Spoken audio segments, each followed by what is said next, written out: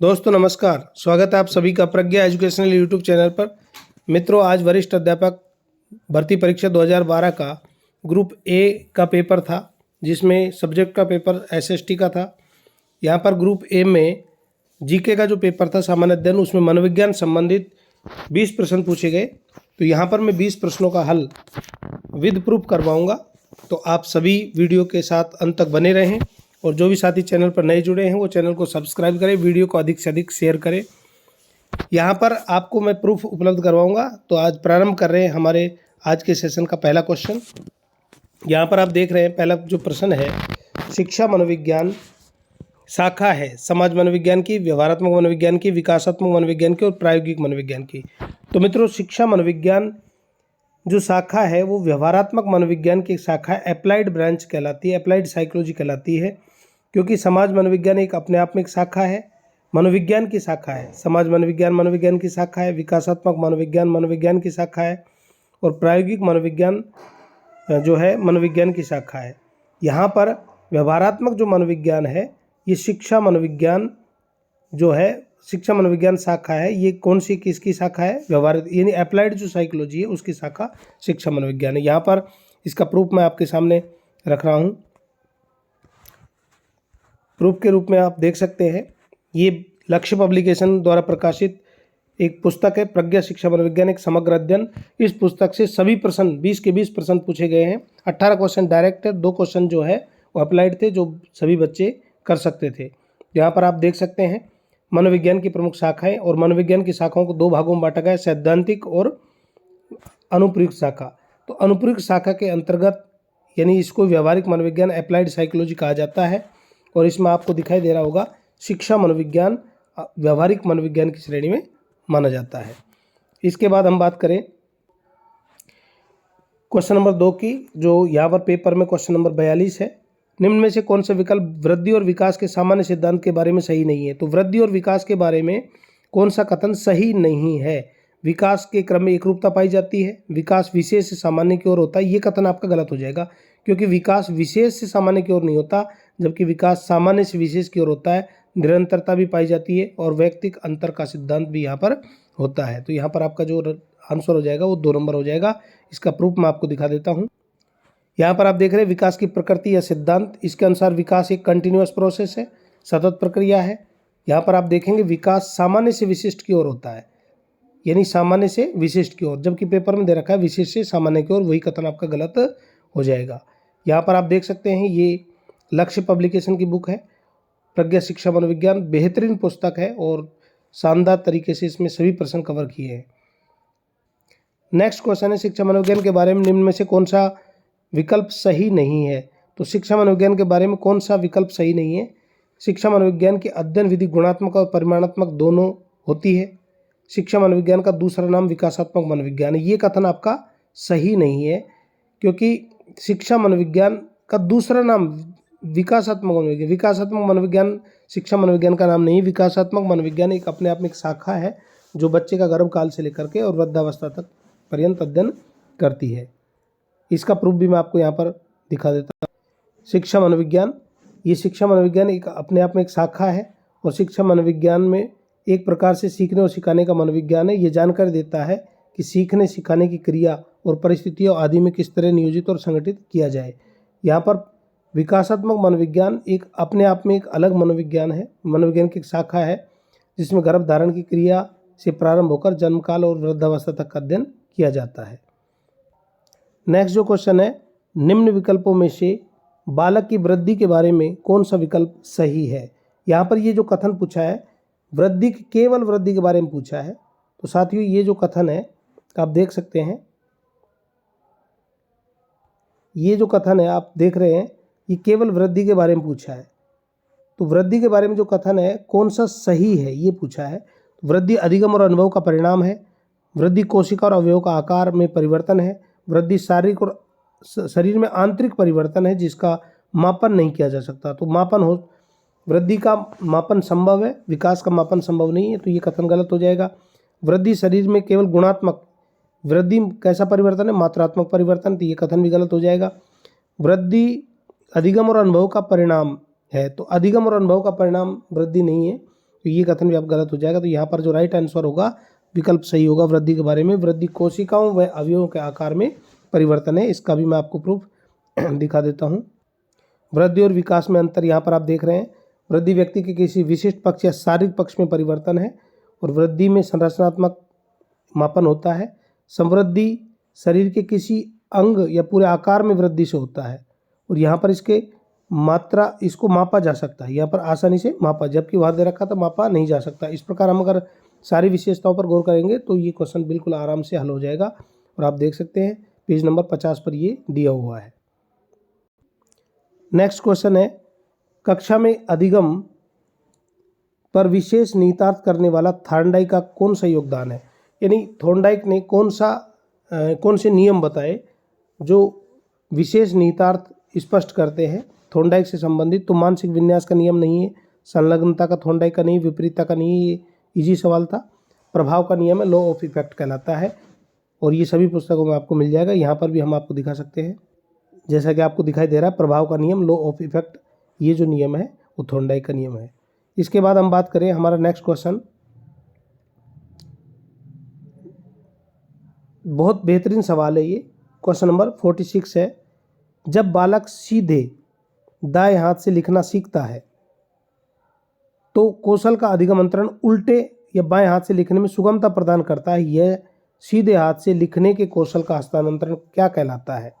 तो साथियों, जब कोई बालक यदि सीधे हाथ से लिखता है, उसको हैबिट है चाहे वो बाएं हाथ से लिखता है, तो जब कभी आवश्यकता पड़ती है, जैसे हाथ में चोट लग गई तो वो दाएं हाथ से लिखता है, तो वो आवश्यकता पड़ने पर बाएं हाथ से लिख सकता है, चाहे उसकी राइटिंग कैसी भी हो, लेकिन वो उसको आराम से लिख सकता है। धीरे लिखेगा लेकिन उसको लिख सकता है। ये द्विपार्श्विक अंतरण कहलाता है। जैसा कि यहाँ पर आप देख सकते हैं पेज संख्या 152 पर स्पष्ट रूप से दिया गया है द्विपार्श्विक अंतरण। तो यहाँ पर आप देख सकते हैं कि जब शरीर बाएं अंग से सीखे गए कौशल का अंतरण स्वतः ही दाएं अंग के सीखने पर या दाएं अंग से सीखे गए कौशल का अंतरण स्वतः ही बाएं अंग से सीखने पर होता है, तो यह अंतरण द्विपार्श्विक अंतरण कहलाता है। यहाँ पर अधिकतर दाएं हाथ से लिखते हैं और उन्हें बाएं हाथ से लिखने को कहा जाए तो ऐसा करने पर वे समर्थ अवश्य होंगे, भले ही वे लिखने में समय अधिक लगे या लेखन सही ना हो। तो ये कहलाएगा आपका द्विपार्श्विक अंतरण। इसके बाद हम बात करें क्वेश्चन नंबर 47 की, विकास के सिद्धांतों के संदर्भ में निम्न में से कौन सा वाक्य सही नहीं है। विकास अधिगम और परिपक्वता दोनों का परिणाम है। विकास क्रमबद्ध नहीं होता, ये कथन गलत दिया है। विकास क्रमबद्ध होता है, सिस्टमेटिक होता है, तो ये कथन यहाँ पर गलत हो जाएगा 2 नंबर। इसका भी मैं प्रूफ अभी आपको दिखा देता हूँ। अगला क्वेश्चन देख लेते हैं एक बार। निम्न में से कौन सा विकल्प साहचर्य अधिगम का उदाहरण नहीं है। बहुत अच्छा सवाल है। अलग अलग आंसर की जो है अलग अलग उत्तर बताएंगी। यहाँ पर क्रिया प्रसूत अनुकरण में साहचर्य स्थापित होता है, क्योंकि क्रिया प्रसूत जो अनुबंधन का सिद्धांत है वो स्किनर महोदय ने दिया, और जब चूहा क्रिया करता है तो उसको पुनर्बलन दिया जाता है, वहाँ पर धीरे धीरे करके उससे साहचर्य स्थापित कर लेता है। प्रेक्षण यानी ऑब्जर्व करके बच्चा सीखता है, अवलोकनात्मक अधिगम भी कहते हैं, ऑब्जर्वेशनल लर्निंग कहलाता है, तो इसमें भी साहचर्य द्वारा सीखते हैं। चिन्ह, अब यहाँ पर ये चिन्ह और आदत, ये दो में बहुत बड़ा सस्पेंस। यहाँ पर चिन्ह में केवल चिन्ह ही शब्द दिया है, तो इसके लिए हम चिन्ह अधिगम अगर अर्थ लें तो चिन्ह अधिगम में भी साहचर्य द्वारा सीखा जाता है। आदत ऐसी चीज़ होती है जिसको बार बार दोहराया जाता है, स्वेच्छा से होता है। आदत स्वेच्छा से विकसित होती है। इसको मैं एक उदाहरण समझाता हूँ। यहाँ पर हमारा जो मेरे अकॉर्डिंग राइट आंसर होगा वो होगा 4 नंबर। तो विकास के संदर्भ में जो प्रश्न था, तो विकास क्रमबद्ध होता है, विकास सतत प्रक्रिया है, विकास संचयी होता है। यहाँ पर ये जो है PDF बनाई गई है और इसमें आप जो है पुस्तक में पेज संख्या 51, 52, 53 पर स्पष्ट रूप से उसको दिया गया है। अब हम बात करें आदत वाले प्रश्न की, तो आदत में साहचर्य की आवश्यकता नहीं होती, क्योंकि आदत का जो कार्य है वो स्वेच्छा से जानबूझकर किया जाता है। आदतें अधिगम द्वारा अर्जित जरूर होती है, लेकिन वहाँ पर ये इसमें साहचर्य नहीं होती, आदतें स्वचालित होती है, यानी खुद व्यक्ति उसको करता है। आदत संबंधी कार्यों में एक रूपता पाई जाती है। इस प्रकार उसका जो आंसर होगा वो 4 नंबर होगा। इस नेक्स्ट जो क्वेश्चन है, गार्डन आल्पोर्ट के व्यक्तित्व के सिद्धांत का अनुसरण करते हुए अध्यापक विद्यार्थी के विशेषकों की पहचान करता है। आलपोर्ट ने विशेषक बताए, तो आलपोर्ट ने 3 विशेषक बताए थे, गौण विशेषक, केंद्रीय विशेषक और प्रधान विशेषक। तो किस विशेषक को अनदेखा करेगा टीचर? तो यहाँ पर मूल विशेषक उसने बताया नहीं, तो इसको वो अनदेखा करेगा। राइट आंसर हो जाएगा 4 नंबर। इसका मैं प्रूफ आपको दिखा देता हूँ। यहाँ पर आप देख रहे हैं आलपोर्ट का विशेषक उपागम, जिसमें प्रधान विशेषक, केंद्रीय विशेषक और गौण विशेषक दिया हुआ है, मूल विशेषक नहीं है, तो वो चौथा नंबर आंसर अपना राइट हो जाएगा। यहाँ पर आप देख रहे हैं मूल विशेषक गलत हो जाएगा। इसके बाद एक विद्यार्थी जो प्राय अपने मित्रों के प्रति रूखा, भद्दा और असमानुभूतिपूर्ण था, उसका जो व्यवहार है, उसने अपने व्यवहार में सुधार के लिए करने के लिए निम्न में से किस क्षेत्रों में प्रशिक्षण लेने की आवश्यकता है? तो जब किसी का व्यवहार रूखा हो, भद्दा हो, असमानुभूतिपूर्ण हो, तो ऐसे व्यवहार में सुधार के लिए पहले संवेगों को समझना जरूरी है। संवेग अपने हो चाहे दूसरे को हो, तो खुद के संवेगों को समझना और दूसरे के संवेगों को समझने के लिए उसमें संवेगात्मक प्रशिक्षण लेने की उसको आवश्यकता है। इसका प्रूफ मैं आपको दिखा देता हूँ।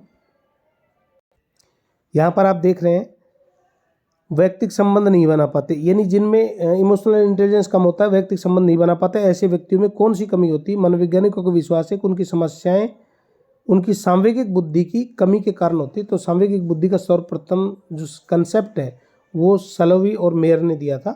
संवेगात्मक बुद्धि अगर विकसित करनी है तो अपने संवेगों को पहचानना, इसके लिए प्रशिक्षण देना, अपने संवेगों पर कंट्रोल करना, दूसरे के संवेगों को पहचानना, सेल्फ मोटिवेशन भी होना चाहिए और परानुभूति भी होनी चाहिए। दोस्तों नमस्कार, स्वागत है आप सभी का प्रज्ञा एजुकेशनल यूट्यूब चैनल पर।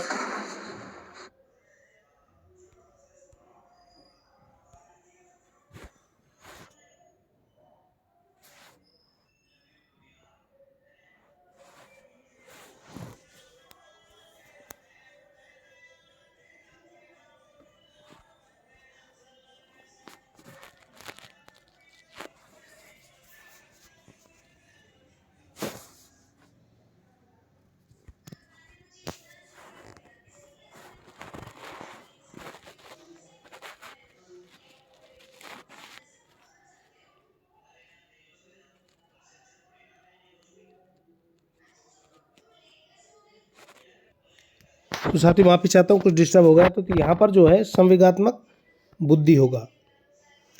इसके बाद हम नेक्स्ट क्वेश्चन की बात करें। यदि अध्यापक को बालक की अचेतन अभिप्रेरणा और चिंताओं का पता लगाना है तो निम्न में से किस परीक्षण का चयन करना गलत होगा? तो यहाँ पर पूछा है कौन सा परीक्षण गलत होगा। तो अचेतन मन का पता लगाने के लिए 3 प्रकार के परीक्षण यानी प्रक्षेपी परीक्षण किए जाते हैं। कौन से परीक्षण होते हैं? व्यक्तित्व में, मापी में प्रक्षेपी परीक्षण। और प्रक्षेपी परीक्षण प्रासंगिक अंतर्बोध परीक्षण भी आता है, शब्द साहचर्य भी होता है और स्याही डब्बा परीक्षण हरमन रोल्सा का भी होता है। तीनों ही प्रक्षेपी परीक्षण है जिससे अचेतन अभिप्रेरणा और चिंताओं का पता लगाया जाता है। तो निम्न में से किस परीक्षण का चयन गलत होगा? तो व्यक्तित्व घटक जो परीक्षण है ये अगर चयन करेंगे तो ये गलत हो जाएगा, तो अपना आंसर होगा 1 नंबर। नेक्स्ट क्वेश्चन है, इसका मैं आपको प्रूफ दिखा देता हूँ। आपको दिख रहा है जैसे विषय आत्मबोध परीक्षण है। साथ ही विषय आत्मबोध परीक्षण में यहाँ पर आप देख रहे हैं निष्कर्ष। विषय आत्मबोध परीक्षण में विषय के अचेतन स्थिति का सही मूल्यांकन किया जाता है।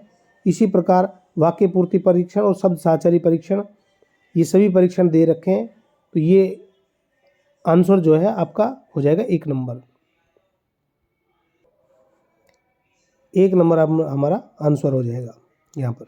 नेक्स्ट जो क्वेश्चन है, हिप्पोक्रेट्स द्वारा किए गए वर्गीकरण के अनुसार जो बालक निराशावादी, दुखी, संवेगात्मक रूप से कमजोर होते हैं उन्हें किस श्रेणी में रखेंगे? तो यहाँ पर ये क्लू दिया है प्रश्न में कि वो निराशावादी, दुखी, संवेगात्मक रूप से कमजोर। यहाँ पर मैं आपको प्रूफ दिखा दूं। तो आप देख रहे हैं व्यक्तित्व के प्रकार में हिप्पोक्रेट्स का जो वर्गीकरण है सबसे प्राचीन वर्गीकरण है, सबसे पहले वर्गीकरण दिया था। और जो मेलाकोनिक श्रेणी के जो होते हैं वो निराशावादी होते हैं, विषादी, दुखी रहते हैं, संवेगात्मक रूप से कमजोर होते हैं। तो अपना जो राइट आंसर हो जाएगा वो हो जाएगा मेलेनाकोलिक। 3 नंबर का हमारा जो आंसर सही हो जाएगा। नेक्स्ट जो क्वेश्चन है,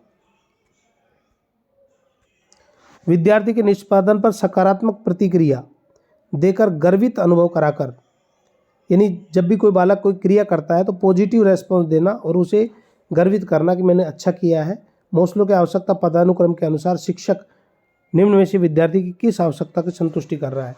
तो अपनेपन की आवश्यकता नहीं होगी, सुरक्षा की आवश्यकता, निम्न श्रेणी की आवश्यकता है। अब दो बच गई, आत्मसिद्धि की आवश्यकता और आत्मसम्मान की। तो साथियों आत्मसिद्धि की आवश्यकता तो सबसे अंतिम आवश्यकता होती है, लेकिन जब इससे पहले जब कोई बालक या कोई व्यक्ति कोई काम करता है तो उसमें आत्मसम्मान चाहता है, वो आत्मसंतुष्टि चाहता है। तो आत्मसम्मान की आवश्यकता यहाँ पर राइट आंसर होगा आपका 3 नंबर। इसका प्रूफ मैं आपको दिखा देता हूँ। ये मोस्लो का आवश्यकता पदानुक्रम का सिद्धांत है, और इस पदानुक्रम के सिद्धांत में आप यहाँ पर देख रहे हैं कि सामाजिक जो आवश्यकता है, यहाँ पर सामाजिक आवश्यकताओं में सम्मान की आवश्यकता होती है, सम्मान पाने की आवश्यकता होती है। और नीचे आप देख सकते हैं यहाँ पर सम्मान की आवश्यकताओं में क्या क्या चीज़ें सम्मिलित होती है। तो सम्मान की आवश्यकताओं में पद है, प्रतिष्ठा है, सफलता है, उपलब्धि है, आत्मसम्मान है, स्वायत्ता है, ये सभी चीज़ें जो है सम्मान की आवश्यकता में शामिल होती है। अब नेक्स्ट क्वेश्चन है, समस्या समाधान में यदि विद्यार्थी अध्यापक के निर्देशित परिप्रेक्ष्य में हल खोजने की जगह कुछ नया, लीक से हटकर रूढ़ि मुक्त हल खोजे, यानी जो टीचर बताए, जिस रास्ते को निर्देशित करे, उस परिप्रेक्ष्य में हल खोजने के लिए कोई नई चीज़, नए तरीके से उसका हल ढूंढे, तो ऐसे चिंतन को साथियों अपसारी सोच की क्षमता का प्रयोग करना कहा जाएगा। कि बच्चा कुछ नया करना चाहता है तो डाइवर्जेंट थिंकिंग होगी, जिसे अपसारी चिंतन कहते हैं। यहाँ पर मैं प्रूफ आपको दिखा दूँ। साथियों एनसीईआरटी की बुक में भी स्पष्ट रूप दे रखा है, चिंतन स्वैली चिंतन और यथार्थवादी चिंतन होता है, और यथार्थवादी चिंतन में अभिसारी चिंतन, अपसारी चिंतन आता है। तो अपसारी चिंतन जिसे सृजनात्मक चिंतन कहा जाता है, इसमें व्यक्ति दिए गए तथ्य में अपनी ओर से नए तथ्य जोड़कर एक निश्चित निष्कर्ष पर पहुंचता है। जब तक व्यक्ति नए तथ्यों को अपनी ओर से नहीं जोड़ता, यानी नया कोई चीज़ सृजन नहीं करता, नई चीज़ नहीं जोड़ता, तब तक समस्या का समाधान नहीं हो पाता है। तो ये जो चिंतन होगा ये अपसारी चिंतन या सृजनात्मक चिंतन कहा जाएगा। नेक्स्ट है क्वेश्चन नंबर 55, निम्न विकल्पों में से कौन सा तत्व थर्स्टन द्वारा प्रतिपादित बुद्धि समूह, बुद्धि का जो समूह तत्व है, क्योंकि जो है थर्स्टन ने समूह तत्व प्रतिपादित किया था और 7 प्राथमिक मानसिक योग्यताएं बताई थी। तो 7 प्राथमिक मानसिक योग्यताओं में आगमन और निगमन तर्क योग्यता बताई थी, प्रत्यक्षीकरण करना ये योग्यता बताई थी, और विचारण की शब्द क्षमता का मतलब वर्ड एबिलिटी थिंक, ये भी उन्होंने बताई थी। तो यहाँ पर मूल संबंधी, स्रोत संबंधी तत्व ये उन्होंने प्राथमिक मानसिक योग्यताओं में नहीं शामिल किया था। इसका प्रूफ मैं आपको दिखा देता हूँ। साथ ही थर्स्टन है, और थर्स्टन ने 7 प्राथमिक मानसिक योग्यताएं बताई, जिसमें शाब्दिक योग्यता, अप्रत्यक्षात्मक गति योग्यता या प्रत्यक्ष ज्ञान, और एक वाक शक्ति जिसे शब्द प्रवाह, वाक्पटुता कहा जाता है। अब हम बात करते हैं क्वेश्चन नंबर 56 की। प्रकृति में सभी व्यक्तित्व व व्यवहार संबंधी गुणों का वितरण एक विशेष रूप में संपन्न होता है, यानी नेचर ने ऐसा सिस्टम बना रखा है कि व्यक्तित्व व व्यवहार संबंधी जो गुणों का वितरण है विशेष रूप से संपन्न होता है, एक विशेष रूप से संपन्न होता है। इस वितरण को क्या कहते हैं? सीधी रेखा वक्र, एस आकारी वक्र, ऋणात्मक प्रतिपल वक्र या सामान्य संभाव्यता वक्र। तो यहाँ पर जो राइट आंसर होगा वो होगा सामान्य संभाव्यता वक्र। नेक्स्ट जो क्वेश्चन है, निम्न में से कौन सा व्यवहार विद्यार्थी की उपलब्धि अभिप्रेरणा को दर्शाता है? तो कौन सा व्यवहार है जो विद्यार्थी की उपलब्धि अभिप्रेरणा को दर्शाता है? तो साथियों उपलब्धि अभिप्रेरणा को कौन सा व्यवहार दर्शाएगा? यहाँ पर हम देख रहे हैं, कक्षा में नायक बनने के लोकप्रिय होने का प्रयत्न करना, ये कथन भी गलत है। अपने निष्पादन स्तर में सुधार के लिए कठोर प्रयत्न करना, ये भी यहाँ पर बिल्कुल राइट आंसर होगा। कमजोर विद्यार्थियों की सहायता करना, यहाँ पर कह रहा है वह व्यवहार, कौन सा व्यवहार विद्यार्थी की उपलब्धि अभिप्रेरणा, अचीवमेंट को दर्शाएगा, तो ये भी नहीं होगा। अपने सबसे अच्छे मित्र के साथ कार्य करने की इच्छा दिखलाना, ये भी नहीं होगा। तो राइट आंसर होगा अपना जो निष्पादन है उसका, जो उसने अचीव किया है उसके स्तर में सुधार के लिए हमेशा कठोर प्रयत्न करना। इसको मैं आपको प्रूफ सहित दिखाता हूँ। पेज नंबर 263 और 272 पर ये दिया गया है। यहाँ पर आप देख रहे हैं अभिप्रेरणा के प्रकार और अभिप्रेरणा के आंतरिक और बाह्य प्रेरणा। और जो बाह्य प्रेरणा है उसमें उपलब्धि की आवश्यकता एक कारक होता है। तो उपलब्धि की आवश्यकता में यहाँ पर आप देख रहे हैं कि ऐसा अभिप्रेरक से होता है जिससे प्रेरित होकर व्यक्ति इस ढंग से कार्य करता है कि उससे अधिक सफलता मिल सके। यहाँ पर उपलब्धि अभिप्रेरक की परिभाषा फर्नाल्ड ने दी कि उपलब्धि अभिप्रेरक से तात्पर्य श्रेष्ठता के विशेष स्तर को प्राप्त करने की इच्छा से होता है।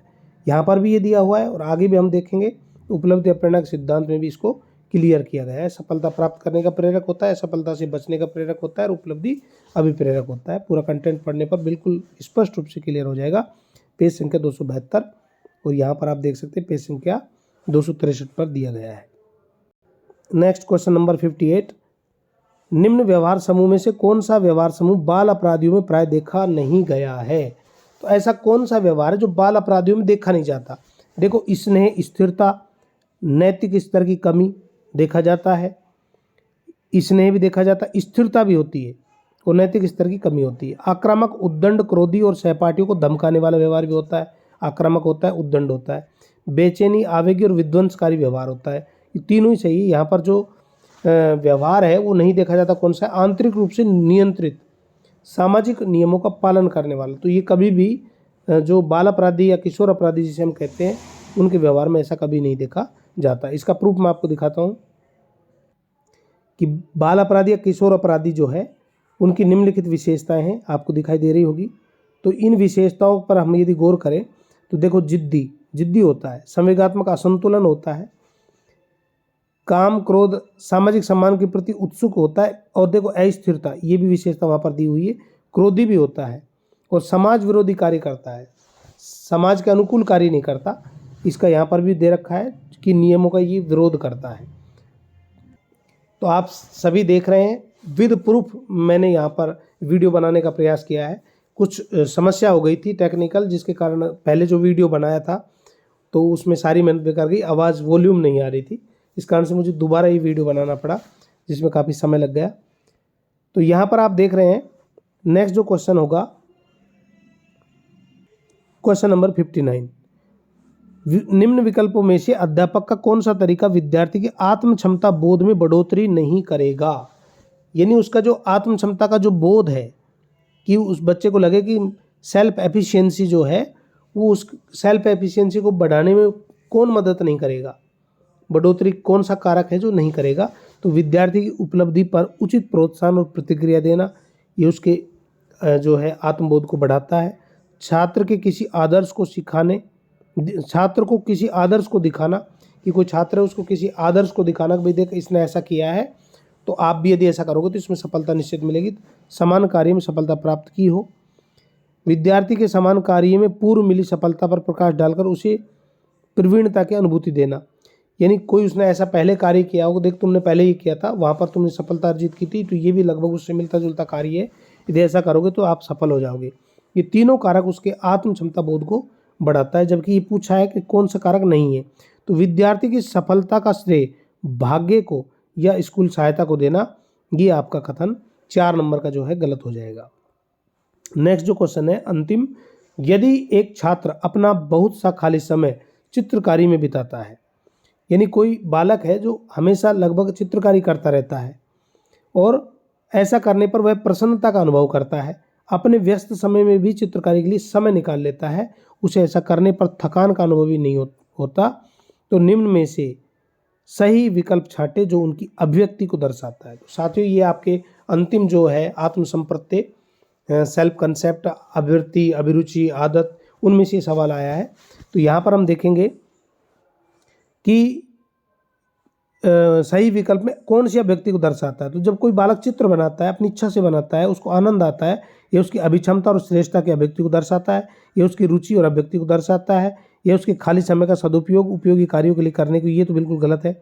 यह उसकी अभिव्यक्ति को दर्शाता है। तो उसकी अभिवृत्ति का मतलब होता है धारणा, एटीट्यूड।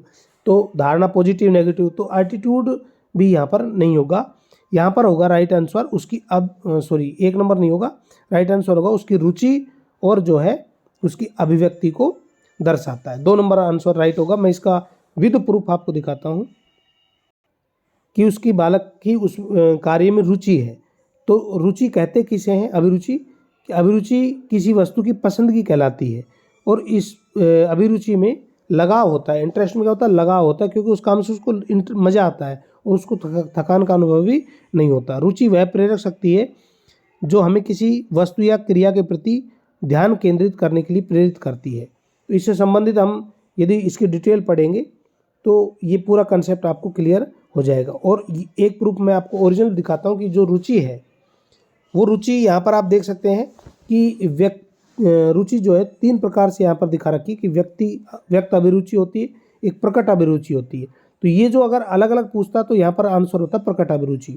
और आप यहाँ पर बिल्कुल सेम उदाहरण देख सकते हैं कि प्रकट अभिरुचि से तात्पर्य ऐसी अभिरुचि से होता है जिसकी अभिव्यक्ति व्यक्ति द्वारा स्वतः अपनी इच्छा से कोई काम करने से होती है। यदि जैसे कोई छात्र अक्सर खाली समय में शतरंज खेलता पाया जाता है तो ऐसा कहा जाता है शतरंज में उसकी अभिरुचि यानी उसका इंटरेस्ट है। तो इसी प्रकार चित्रकारी से संबंधित जो सवाल है तो वहाँ पर आपका जो राइट आंसर होगा वो होगा 2 नंबर कि उसकी रुचि और अभिव्यक्ति को दर्शाता है। तो साथियों ये 20 सवाल जो है आपके पेपर में पूछे गए थे और सभी जो सवाल है लक्ष्य पब्लिकेशन द्वारा प्रकाशित प्रज्ञा शिक्षा मनोवैज्ञानिक समग्र अध्ययन से पूछे गए हैं। 2000 वस्तुनिष्ठ प्रश्न भी दिए गए हैं और बहुत बेहतरीन पुस्तक है। फर्स्ट ग्रेड में भी शानदार जो है इसका निष्कर्ष रहा। जो पेपर है वो लगभग सारे सेट हुए और अब आपने देख लिया, विद प्रूफ मैंने उपलब्ध करवाए हैं। कहने वाले तो पता नहीं क्या क्या कहते हैं, पर आप जो बड़े नाम है उनके पीछे न जाकर के रीट की तैयारी के लिए बेहतरीन पुस्तक है प्रज्ञा शिक्षा मनोविज्ञान, आपको दिख रही होगी। तो आप सभी इसको परचेज करें और इसका अध्ययन करें। इसमें थ्योरेटिकल और ऑब्जेक्टिव दोनों प्रकार से दिया गया है। पूरा कंटेंट शानदार तरीके से नए जो सिलेबस है उसके अकॉर्डिंग दिया गया है। तो आप सभी का पेपर आई होप अच्छा हुआ होगा, आपने मिलान कर लिया होगा। आंसर की 1 नंबर सटीक बैठेगी। 20 के 20 क्वेश्चन आरपीएससी के अकॉर्डिंग मेरा मानना है कि सही बैठेंगे। तो आप सभी का पेपर अच्छा हुआ होगा, आप सभी का चयन हो ऐसी मैं आशा करता हूँ। Thank you, have a nice day.